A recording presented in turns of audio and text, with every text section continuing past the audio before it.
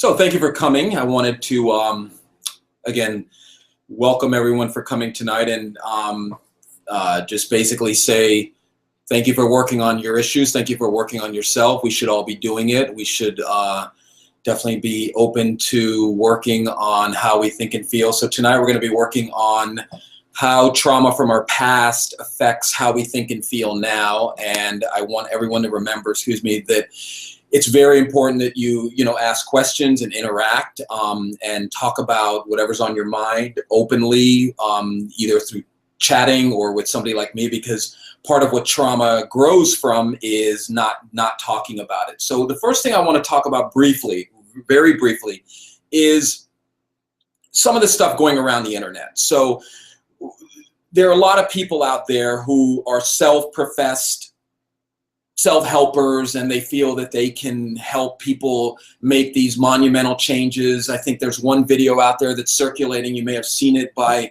one of the mainstays in the self-help community. I believe his name is Tony Robbins. He's got this 30-minute video now that professes to be able to, in 30 minutes, help somebody heal traumatic wounds that have happened in their life since they were born. He even has gone so far now to interview, to have girls, young children that he's actually doing therapy with, unlicensed therapy with, and these are supposedly suicidal girls that he has helped not be suicidal. So I only hope and pray that these girls are actresses, because this is very concerning from people in my field who actually have spent many, many clinical hours working on helping people work through these traumatic events. And we have people putting themselves up as experts of helping people heal in 30 minutes, something that has plagued them for years. And again, I just want you to ask yourself honestly, what's the difference between somebody who says they can heal you in 30 minutes and somebody who tells you you can build muscles in 30 minutes? Okay,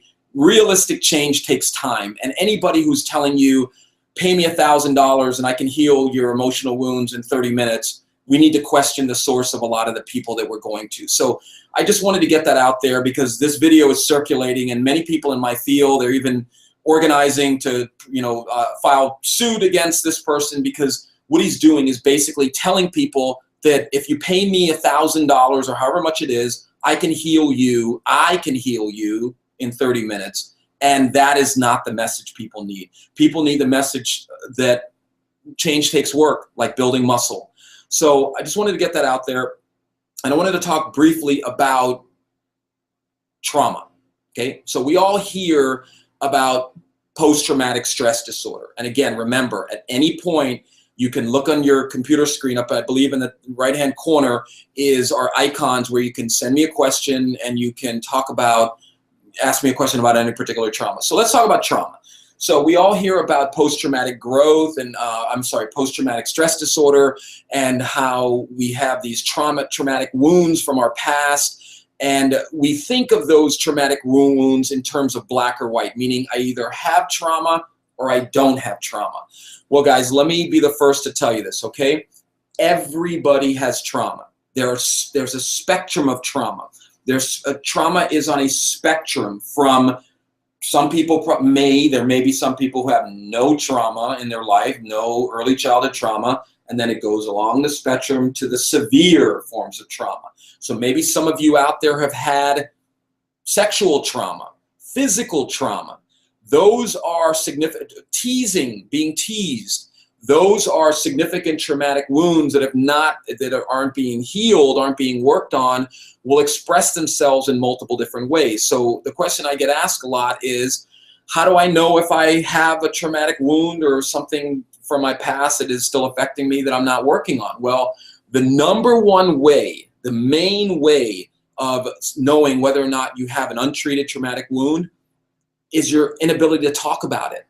If you say things like, oh no, I can't even think about that, or no, if I think about that, I'm gonna go crazy, or no, or if somebody brings it up, no, I don't want to talk about it, I don't want to talk about that.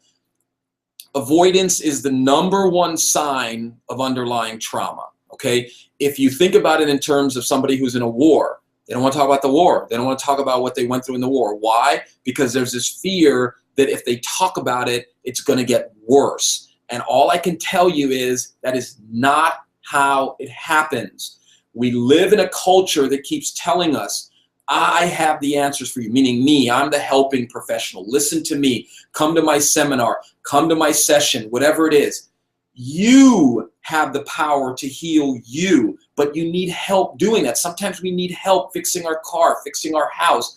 That's where talking things out is what is the main thing that's lacking in self-help books, seminars, and the concerning thing about some of the people who are unlicensed self-helpers is they're now doing this. They're actually doing therapy. They're working. They're helping people talk things out, but they don't know what they're really doing because they haven't been trained clinically to do it. So all I'm asking you is when you go for help, when you read a book, or when you listen to a seminar or listen to someone online, ask, who is this person?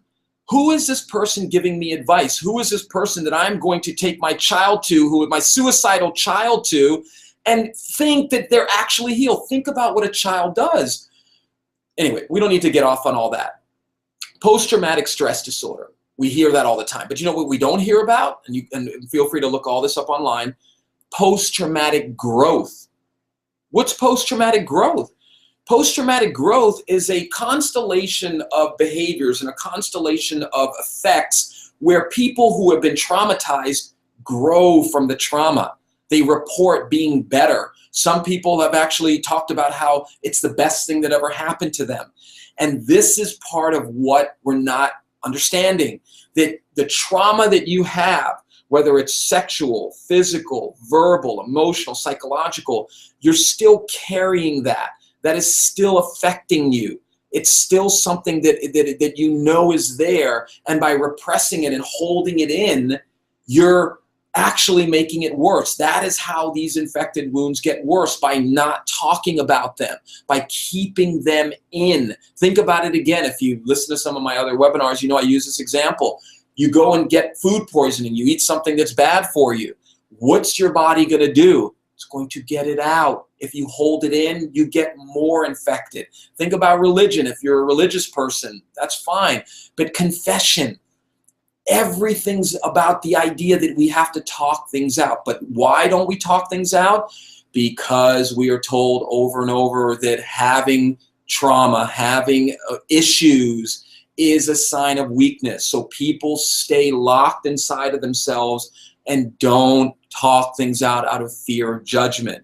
So trauma, I have worked with thousands of people who have been traumatized. Some make pretty significant movement, some people take longer, but the main piece that slows down the process of change when you're talking about somebody who's been traumatized is you don't want to accept it. You don't want to accept that it's still bothering you. You think there's something wrong with you for having these traumatic wounds. Well, let me tell you something, guys. Everybody has trauma at a different level. Everybody has trauma. And one of my jokes is, if you want to test to see if you have trauma, ask yourself one question. Was I raised by a human being? And if you were raised by a human being, odds are you have some kind of trauma, because that person raising you, mom, dad, grandma, grandpa, aunt, uncle, they had their own issues. And guess what happens? Those issues get put into us. So let's talk about sexual trauma, okay? One of the main things, and it's so incredibly pervasive, early sexual trauma. Maybe some of you out there have had either inappropriate sexual contact with a parent, inappropriate sexual contact with a sibling, a cousin, whatever. I guarantee you that experience is still affecting you at some level. And I see a question come in. I'm going to get to that in 1 second. That experience is still affecting you, but the reason you don't work on it is because you're afraid to admit it. You're afraid to accept that trauma is affecting you. But let me tell you something, guys. It's affecting you more by not talking about it. The infection feeds off of not talking about it. That is how everything gets worse. Think about it in your relationships. You have a bad relationship with your kid. Don't talk to them. That's going to help? Well, it's the same thing with what's going on. So let me just check this question real quick, and then we'll keep going here. Thank you for everybody for coming, by the way. So we have a question here, and I'm just using first names, is from Connor. What are some of the strategies you can employ to identify traumatic events? Excellent question. Excellent question. What are some of the strategies you can employ to identify whether you have, to identify traumatic events? The first one, Connor, is mindfulness. Thinking about your thinking. Being aware of what is in your mind, being aware of what the pain that you're feeling. I talked about one a second ago. I don't know when you came in, Connor, but acceptance, accepting, you know what? Yeah, you know, I was traumatized by my divorce, or I was traumatized by my uncle touching me, or I was traumatized by my parents' divorce. You have to accept it. And then you have to be mindful of how that is still affecting you. So let's take Connor, for example. I don't know Connor. Let's say Connor was sexually abused as a child, and he has known this for ages, but he has repressed that memory. So how does that come out? Maybe Connor is afraid to be intimate with men, women, whatever it may be. One of the things I've worked with many people with sexual trauma. And if somebody has been sexually traumatized by a man, let's say, I'm assuming Connor's a man. So let's say Connor was traumatized by, sexually offended by a man. That sets off a whole wide range of effects, because what happens is a child doesn't know how to deal with that. So they immediately think it's something they did. And then they blame themselves and tell themselves, I should have stopped it. I should have stopped it.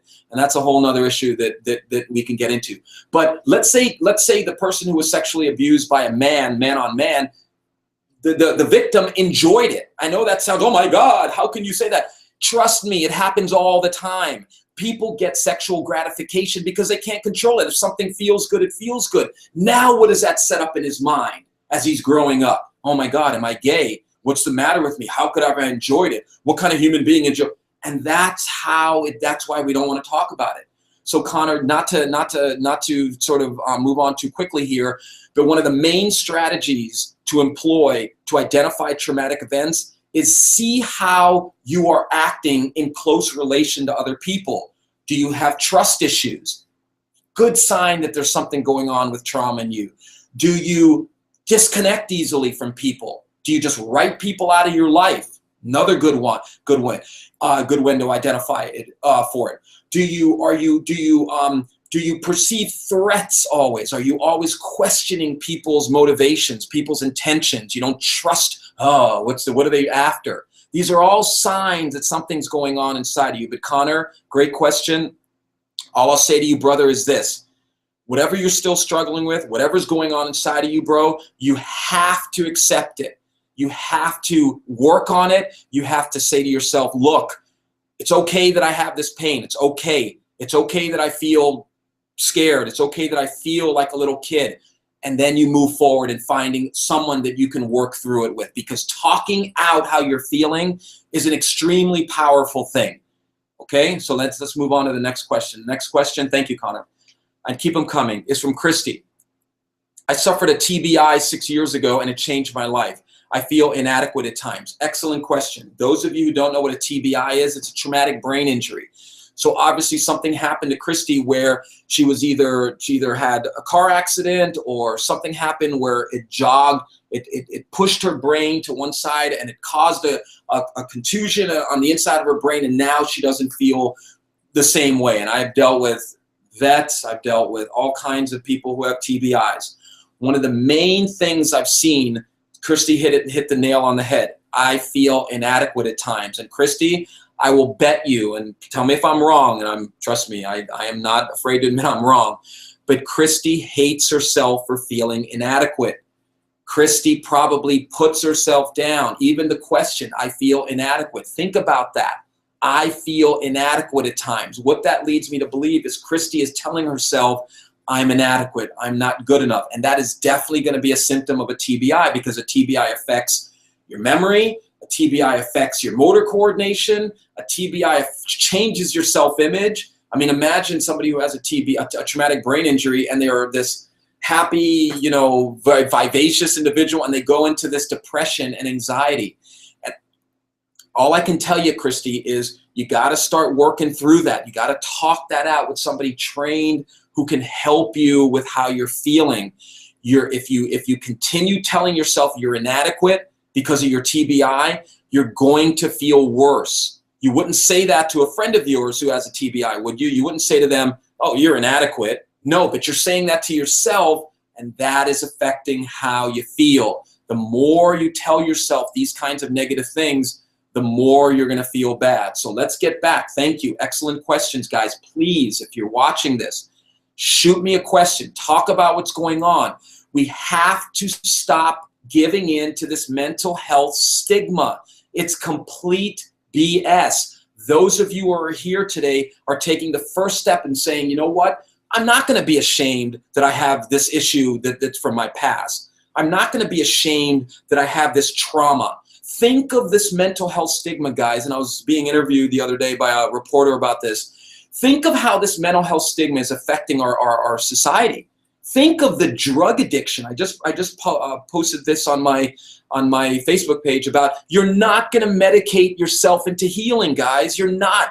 I'm not stigmatizing medication. I'm not saying that all medication is bad. I'm not saying that. But it's overly prescribed. A lot of these emotional things we're struggling with, a lot of this depression, anxiety, this trauma from your past, you can work through it. I guarantee you that. I'm not guaranteeing you that because I'm a psychologist. I'm guaranteeing you that because I've seen it over and over. I've worked with people who have made dramatic changes. Some of my clients watch this. There are people out there who have tried to kill themselves multiple times, and they're realizing that a lot of the reason they were feeling the way they were feeling was conditioned habitual thinking. They're just used to thinking that way. Okay? So I am challenging each one of you who is watching this live or on YouTube. Question the validity of the mental health stigma. It's nonsense. It's nonsense. It's a fear of weakness, and we need to work on it, okay? So let me just check these questions real quick. Great that people are engaging. Okay, so Shelly is saying, I'm waiting to know about relationship traumas. It's connection with fears of intimacy, not in a physical way, but emotional and relational closeness. How does a person recover from insecurities? Beautiful question, Shelly. Excellent question. I don't know if you came in a little late, but we were talking about relationship traumas. But what she's talking about is people go through trauma and then they have issues. They have difficulties relating to people in intimacy. So one of the main things that people struggle with is insecurity, feeling that they can't trust people, feeling that they can't trust themselves, questioning people, not being able to believe when someone says, I love you, and realizing that they can feel that. Why can't they feel that? Because they're not feeling that within inside of them. So Shelly, this is what I'll ask you point blank, and I can answer this for you. How do you feel about your insecurities? Do you hate them? Do you hate yourself for being insecure? Well, that will be the #1 way to perpetuate them. Insecurity is a reaction to fear, meaning that Shelly is probably afraid of being left, which is another huge sign that there may be some trauma, underlying trauma, the fear of abandonment, the fear that this person is going to lie to me or leave me. How do you deal with that, Shelly? I don't know if you've ever talked to someone like me or someone and talked some of this out. You accept that you're insecure. You accept it. You say, you know what? I accept it. I have insecurities. I have insecurities. It's okay that I have insecurities, but I'm going to work on them. You accept them and then you work on them, okay? That's the difference between accepting them and just letting them be. That's called passive acceptance. Active acceptance is I accept them and I work on them. So how does a person begin recovering from insecurities, Shelly? Is you accept that you're insecure. You accept that you're insecure. You know what another thing trauma does? It makes people think in terms of black or white. It makes people think in terms of all or nothing, meaning that I'm either totally insecure or I'm Mr. Confident. Well, let me tell you something, guys. Name me one person you know that doesn't have insecurities. One person. Everybody has insecurities, but you know what? Nobody likes to admit that. So trauma will make a person think in terms of all or nothing, meaning I am this just totally insecure person. Oh my God, what's the matter with me? When in reality, that's the trauma talking. You are hearing the trauma say you're all insecure. And then we focus on that And that causes us to feel even worse, because now Shelly is probably a confident woman with some insecurities, but you know what she probably believes about herself? Nope, I'm an insecure person with totally insecure, and I have nothing to offer anybody, and I hate the way I feel, and that is going to perpetuate the cycle of hating your insecurity. So, Shelly, great question. I can't really get too deep into it, because if you were my client, we would get into that. We would talk about it. So I'd say, I'd be sitting across from you. This is one of my offices. I'm sitting on one of the couches, and I'd say, Shelly, tell me, so what's going on? I probably wouldn't be this close to you, but I'd be talking to you and say, what's up with your insecurity? What are you insecure about? And you might say, well, I don't want to talk about it, or I don't really want to look into it. But that's the process of talking things out, guys. You have to work on how you're feeling. So I'm getting some more questions here. Great. She said, exactly. That's what I'm saying. I'm not even knowing you. I know that this is what we do. This is what we do. We feel these feelings, and then we hate how we feel, and it intensifies how we're feeling. That's why ever you hear acceptance. But guys, it takes work. These things are not, you can't just do it. Reading a book, going to a seminar, those are all great starts, because it gets your brain going. But you got to talk this stuff out. Okay, you got to be careful who you're talking it out with to make sure they're well trained, well able to manage that. Okay, that's the main thing. Got to find the right person. So great, I hope that helped. Let's see, other people make me feel bad for having them, and yes, abandonment issues. Yes, exactly, right. People tell you, oh, what's wrong with you? You shouldn't be like this. And I posted something a little while ago. I said, isn't it funny how the people who keep telling us to get over it are the ones who are doing things to us that we need to get over? Or the people who are telling us, oh, put it behind you, oh, don't hold that against me, are the ones who are hurting you? Well, you know what I would say to you, Shelly? You got to ask that person, why are you hurting me? And then you got to ask yourself, why am I owning it? Maybe something happened to you in your past where you learned that everything was your fault. Another sign of trauma, everything's my fault. Shelly's not good enough. Feelings of inadequacy, all signs of trauma. So I hope that helped. But the main thing, Shelly, is I'll leave you with is, I know we get an idea of what talking to somebody like me is about. You see these people like Dr. Phil, not a psychologist. You see these self-helpers, Tony Robbins, these people, they're not psychologists, guys. They're not. They don't know what they're doing. They are charging people an exorbitant amount of money, and they're getting a little jump up, and then they're sliding back down. That's why in the beginning I talked about this video circulating about 30 minutes or less. I can heal your deep emotional wounds, and these are traumatized children. This has gone way too far, way too far. So anyway, can trauma cause auditory hallucinations? That is from Kevin. Absolutely, Kevin. Absolutely. Can trauma cause auditory hallucinations? Absolutely. I don't know what kind of trauma you had, but let's say Kevin was beaten as a child. Let's say Kevin was ritualistically or just routinely put down, told he was inadequate, he was a piece of blank, he's no good, he's a failure. Guess what you're going to hear? You're going to hear in your mind an auditory hallucination, an auditory voice telling you, you're a piece of shit, excuse my language, you're no good, you're never going to be good enough, you're never going to get over this. Those are, I don't know what kind of auditory hallucinations you're having, but absolutely, people hear things all the time, guys. This is nothing to be scared about. We all have the sense of hearing voices, hearing a voice inside of us. The difference is, and I don't know Kevin, but one of the things that kind of separates that, if you're starting to hear two voices talking about you and they literally sound like they're inside of you, then yeah, you need to get some help. There's nothing to be ashamed of. And might that include a little medication? Absolutely. But the latest study just came out with schizophrenia is that the best course of action is a combination of medication and this kind of talking things out. Okay, that's the best course. So Kevin, whatever you're struggling with, brother, do not be ashamed of it. Get some help. If you had a bad tooth, if you had a bad knee, if you had something that was affecting you, then you would absolutely go get some help. There is nothing wrong with talking to people that are well trained and can help give you feedback and help you reprocess what you're feeling. Nothing, okay? Nothing wrong with that at all. So let me just check the other chat thing here. We all have insecurities. It's just in different areas. Absolutely. Absolutely, we all have insecurities. It's just in different areas. But we need to talk about them, guys. We need to talk about these insecurities we have with people who are trained to help you process them. And what you're going to find is the more you accept how you're feeling, the more you're able to work on it. If you think about it like a wound, and I've said this before, if I have an open cut here and you guys are texting me saying, dude, you got to cut, and I'm like, there ain't no damn cut there. I'm not accepting it. So guess what's going to happen next week? You're going to come back. It's going to be all green. And you guys are going to be like, dude, you got to cut. You got to cut. I'm not accepting it. I ain't got no cut.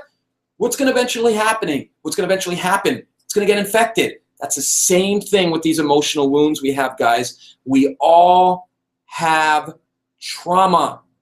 Okay? We all have trauma. Like I said before in the beginning, some people have it on an extreme end, and some people have it in the mild to moderate, moderate to severe. Everyone has it. The difference is not everyone's working on it. Not everyone's working on it. And yes, do I own the fact that a lot of people in my field just sit back and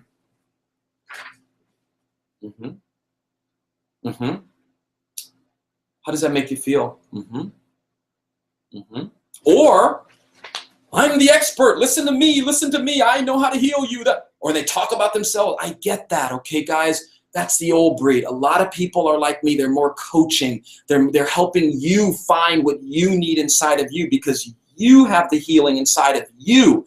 All I try to help you do is tap into that. And yes, am I more animated and do I engage more with my clients? Absolutely. Absolutely. Any of my clients out there watching this will know this isn't some show. This is how I am. Because why?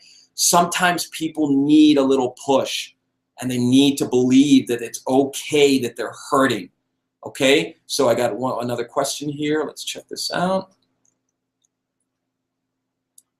So is there a difference between auditory hallucination and thoughts you hear? Excellent question. I think I answered that a second ago.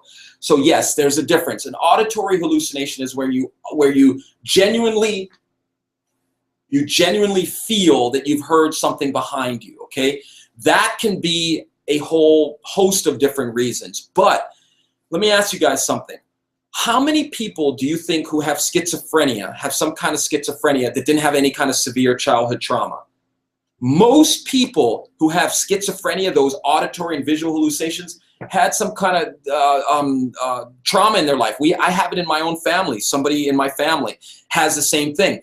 This person went through some abuse. This person had some issues with them growing up, and the way they relate to themselves is what they went through. So absolutely, the auditory hallucinations can freak the blank out of people. I hear you. When you think you've heard something, but part of the process of working through it is to identify that the auditory hallucination or even the visual hallucination. I had a client once who was convinced that there was somebody in the room, and I was working with them in a hospital, and that it was convinced this person was there. And I asked them to ask the person a question and see what they said, and in his mind they responded. But then I had him do another technique where I had the person turn their back, and I held up a number, and I said, tell the person to tell me what number he's holding up. Guess what couldn't happen?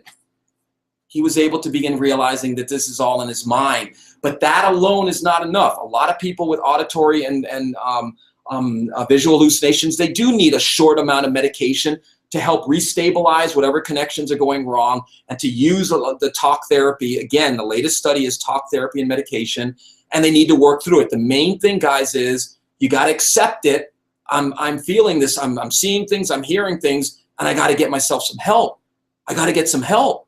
And love him or hate him, President Obama has made mental health coverage at the same level as physical health, meaning that your policies have built-in mental health coverage to just like medical health coverage. And I said, we're not going to get into politics here, but yes, I do credit him for reducing the cost of therapy. We've gone from hundreds of dollars an hour, which is ridiculous, to 70, 80 bucks an hour, and sometimes co-pays are $10 or $15, okay? So yes, I'm very animated about this because honestly, there's no reason for people to be suffering the way we do. There's no reason. There's no reason to be hating ourselves the way we do because we have these issues because of traumas from our past. So great questions today. So Teresa's asking, I have had severe trauma throughout my life.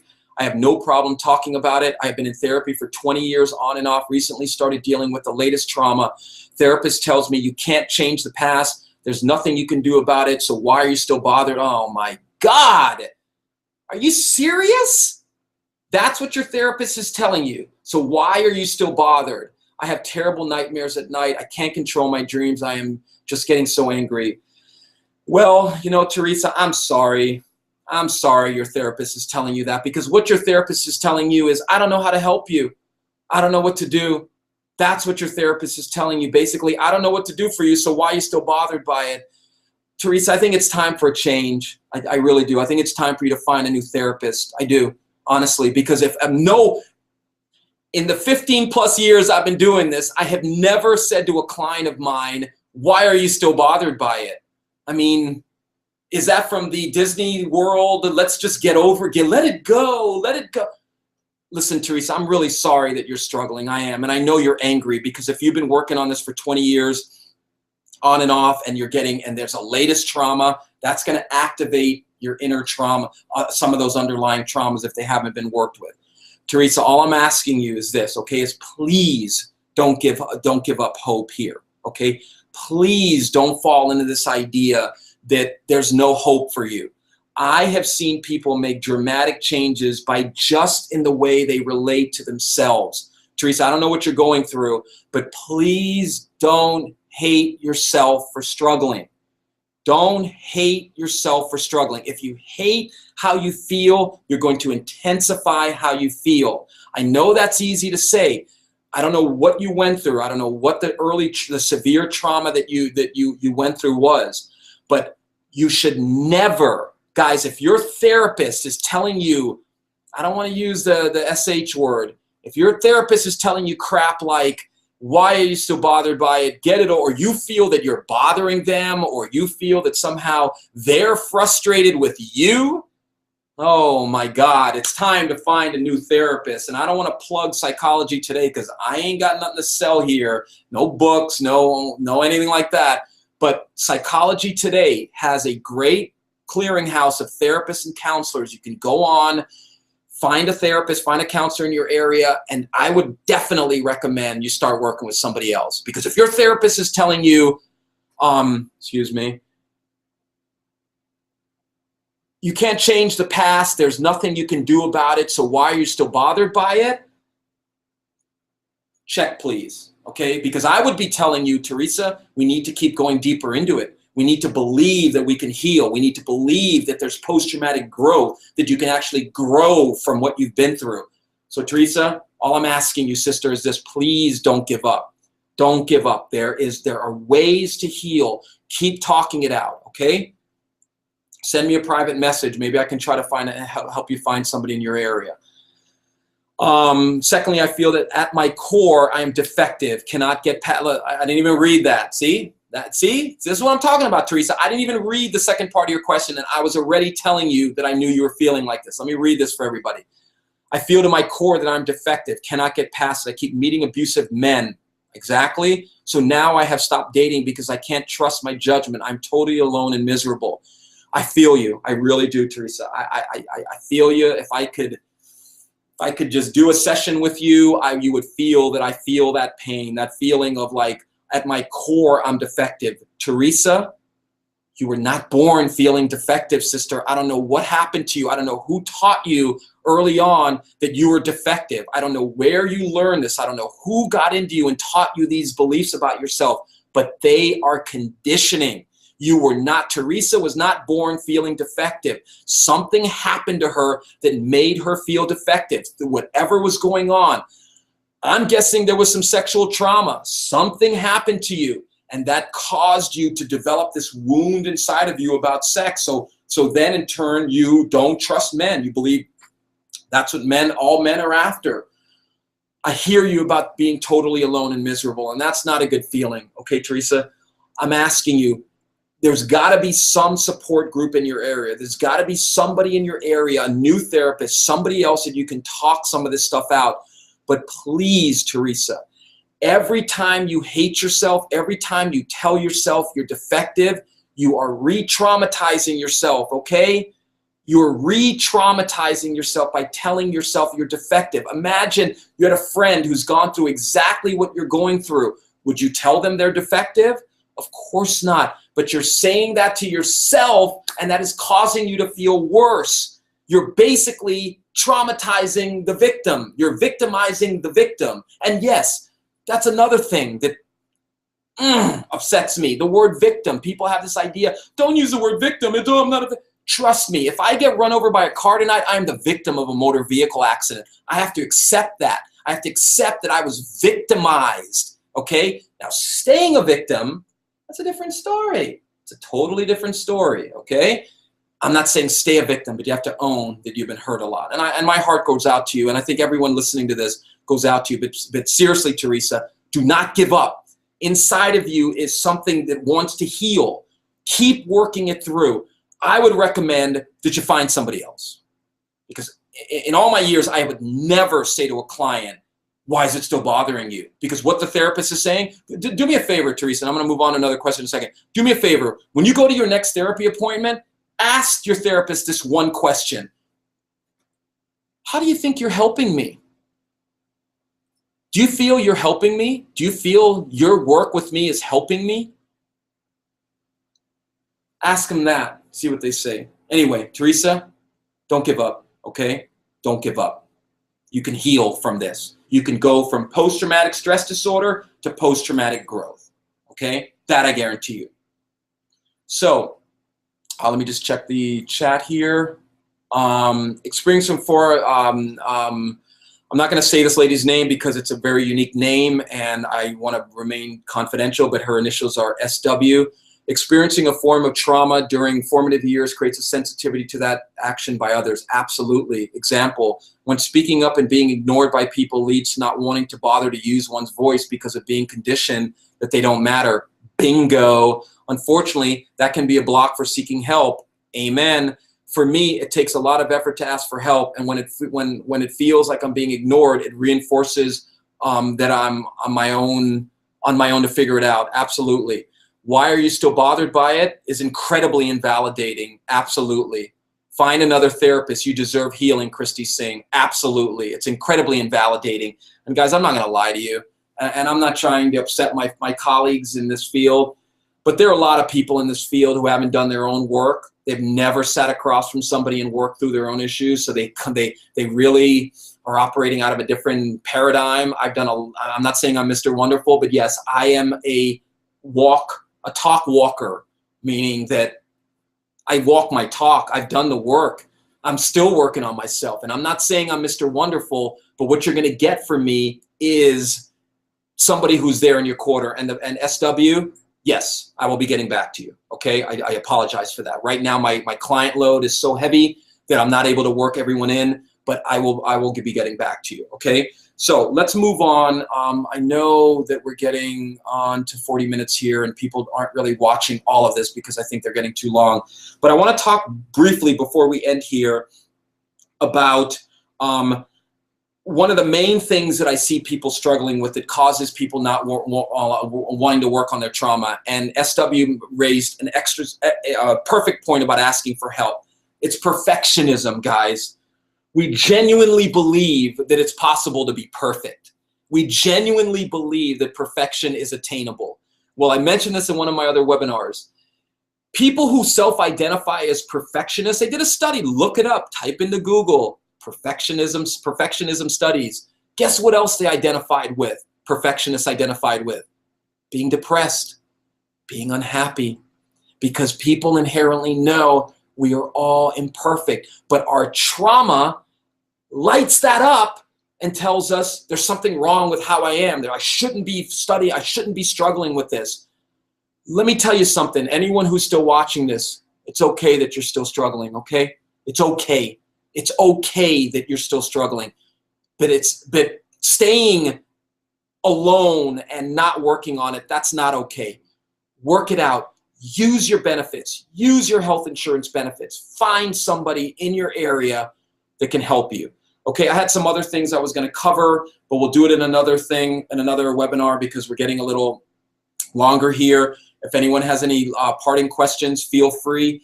But again, getting back to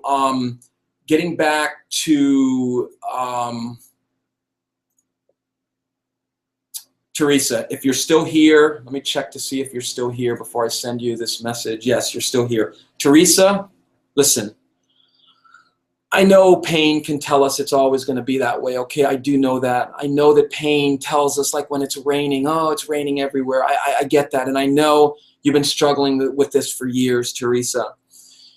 Don't give up. Okay, I know that's easy for me to say, but you have to understand, I'm not saying that as somebody who, A, hasn't worked through his own trauma, and B, hasn't had thousands of hours of working with people with their trauma. Don't give up. If your therapist, like Christy pointed out, if your therapist is telling you what he's telling you or she's telling you, it's time for a new therapist, okay? It's time for a new therapist. It's time to find somebody that you can connect with and start the work. Please don't give up. Suicide and hurting ourselves is one of the most desperate acts we can do. Why do we want to do it? We want the pain to end. We want the pain to end. But stop and think about what suicide is. There's a part of you guys that, yes, needs to die off, and it's the self-hate. That is one of the main things that trauma will breed, is self-hate. Hating how we feel. Hating ourselves. Like Teresa said, I'm to my core. Teresa, sister, you have no idea what's in your core. Okay, your core has been covered up by all this crap that's been heaped on you. So that's what you're identifying with. But trust me, sister, your core is not feeling what you're feeling. I'm not saying your core isn't free of negativity, but your core, we have many cores. Your core is not only the sad, depressing, self-hating feelings you're feeling, okay? It's not. I know you were taught that, but that does not mean that you have to give into that conditioning. And I use this with a lot of my clients. Racism. Racism is a perfect example of conditioning. No one's born a racist. You know what else no one's born with, guys? Self-hate. Teresa, you weren't born feeling this way. There's a way to access more happiness. I guarantee that, but it takes work. Okay? Please don't give up. Okay? One last question here, and then I'm gonna head home. And what if you feel like you had trauma in the past, but you don't remember it? Excellent question, Holly. Excellent question. Okay. I don't know if you heard the first part of the webinar, but you have to look at what the behavior is in the moment. You have to look at how you're behaving in the moment. So I would ask you, if you and I were working together, well, tell me about that. What kind of trauma? I mean, like, tell me, talk about your relationships, talk about how you feel about yourself. You may have had some trauma. I don't know. There's a huge argument or debate in the field about repressed memories, and we're repressing memories. And, you know, I don't negate that as a possibility. But what I found in my experience working with thousands of people who have been trauma, they remember it at a certain level. So for Holly, maybe you have an inkling that something happened, but you can't really put your finger on it because it wasn't just one traumatic event. Maybe it was a bunch of little traumatic events. I don't know exactly what, we have a second here. If you can, give me a little bit more. What makes you think you had some trauma from your past? Is it unstable relationships? Is it lack of trust? Is it, do you have a sexuality issue that maybe you're gay, straight, whatever? Do you have anger? Anger is another one, guys. Volatility, that kind of anger where you just lose it a lot. That's a good sign that there's some underlying trauma. So if you have a second, Holly, just shoot me a little bit more info on why you think you have some trauma in your past, because you may have, but the intensity of that trauma may not be as significant as other traumas, meaning I'm not saying it's not significant, but not as intense. Remember, there's a trauma spectrum. Some people are on one side of the spectrum. They've had zero, if any, trauma. Some have more mild to moderate, and some people have severe. But guys, I guarantee you, you can go from post-traumatic stress to post-traumatic growth, but it takes work. And if whatever self-improvement program you're working on or doing doesn't include talking out some of this stuff with somebody who can help you process it and openly talk about it, you're not going to get the results you want. And I know that sounds self-serving. Well, you're a psychologist. But guys, ask yourself fundamentally, how holding things in, is that a strategy for success? I mean, is that going to help anybody to hold how they're feeling in? Now, I'm not saying you walk down the street and go, hey, I got the, hey. No, but I'm talking about holding it in to the point that you know it's affecting you. Okay? So, Holly, I would ask you, you haven't responded yet, so that's fine, but I would ask you, just sit with it in your mind. Just try to think about it. Why do I feel this way? See if you can bring up some memories on your own. It's not the best way to do it, because sometimes if it floods you back, it can lead to some anxiety and depression. I would say to you, Holly, schedule some sessions with somebody. Use your health insurance benefits. Talk to somebody and say, hey, look, I have this feeling I got some trauma. I just want to kind of let my mind go into it, and that person should be trained in helping you deepen in that trauma. Okay, guys? So again, trauma. We all have it at some degree. Hating it, not accepting it is going to make it worse, okay? Accept that you have trauma, accept that you've been through some things like all of us, and start working on them. We didn't get into the traumatic triggers tonight, where we begin to identify how we're being triggered. And I'll touch on that real quick. One of the things that activates trauma is a trigger. Like if you're an addict or whatever, you walk by a bar, boom. Well, it's the same thing with trauma. We have to begin identifying what's triggering my trauma. So if I have a trauma about being put down or told I was a loser or whatever, anytime I feel criticism, I'm going to shut down. I'm going to have a traumatic reaction to that, okay? So we need to work on our issues, and we need to please question the source of who is helping you. Please question the source of who is helping you.